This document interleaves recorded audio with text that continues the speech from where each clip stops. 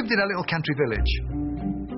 Not many men, because the old ones were killed in the First World War. So there were all these old women, and they used to say, you'll be a great man one day. Da, da, da, da. You'll be a doctor, you'll be a policeman, you'll be a... And I thought, no, I won't, no, I won't.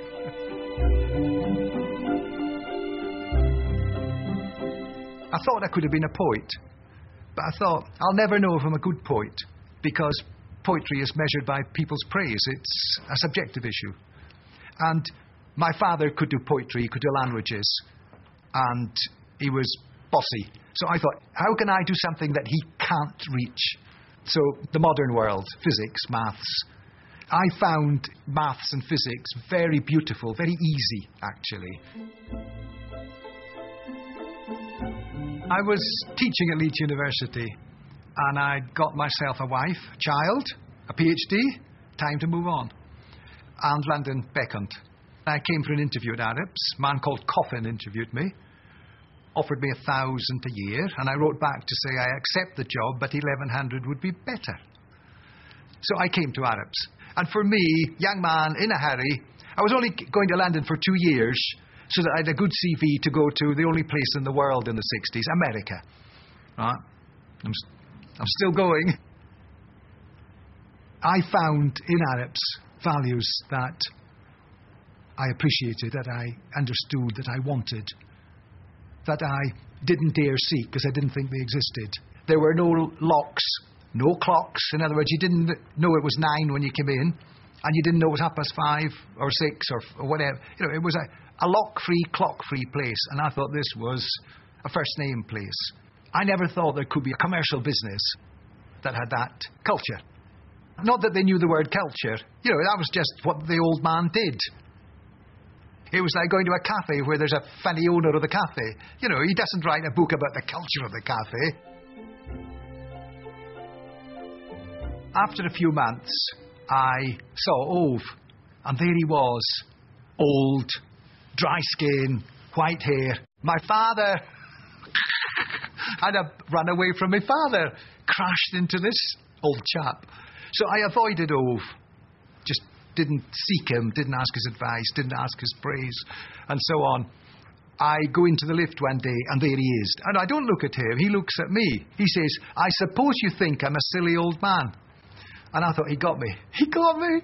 Luckily, the lift stopped, the doors opened, and I shot out. I had so much respect, I had to distance myself from him, or I'd get crushed, squashed, shadowed. I think he understood my reluctance to embrace him.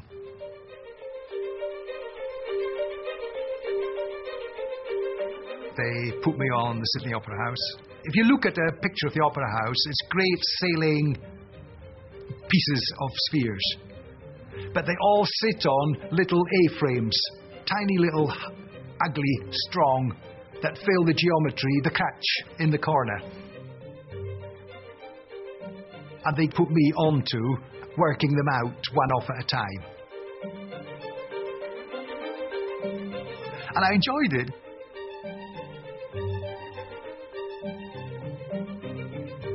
But maybe the project which is deepest inside me, easily the most formative for me, was a monument that the Shah wanted. We ran off its geometry, we ran off its materials, choosing the marble, how do you fix the marble. We did a lot more than structure. We, in fact, did what architects claim they do. It was the first instance where I wasn't deferring to anyone. I learned that I could do things, that my judgment wasn't bad. And for me, my period in Iran was magic. I did a lot of work in the City of London. Banks. I used to say I only work for banks and kings.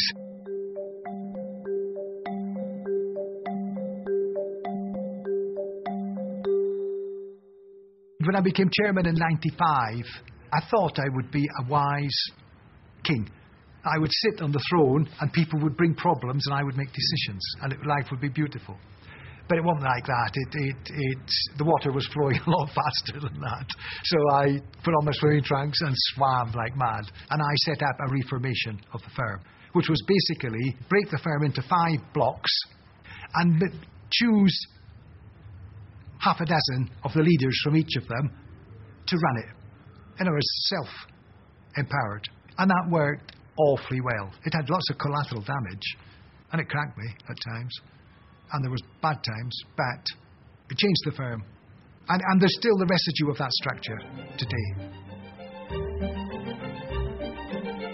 I found architects hard work. Because architects are creative, they actually tell what are technically lies. On the other hand, architects are beautiful people. They're lovely to be with. They understand food, they understand drinking, they understand leisure, they understand conversation, they understand beauty. Good for me, because that's not what I got as a child. So architects have been a liberation for me. Engineers are team workers by definition. Engineers are grey.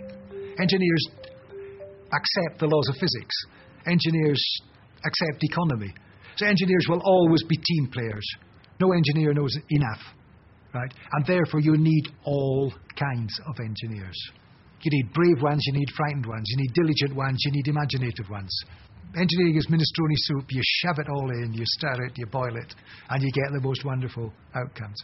And ARIPS is about teams, all about teams. In ARIPS, anonymity is held to be a virtue. What makes a good engineer? Humility, honesty, consistency, calmness, brains, obviously.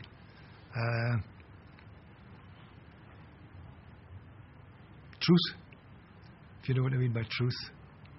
Imagination, courage, needs courage. If you're the engineer who's signing off the drawings for a kilometre clear span, where the container ships are sailing in and out under it, where one cable snapping might be a lot of lives, right? You need to have the skill to sleep well at night.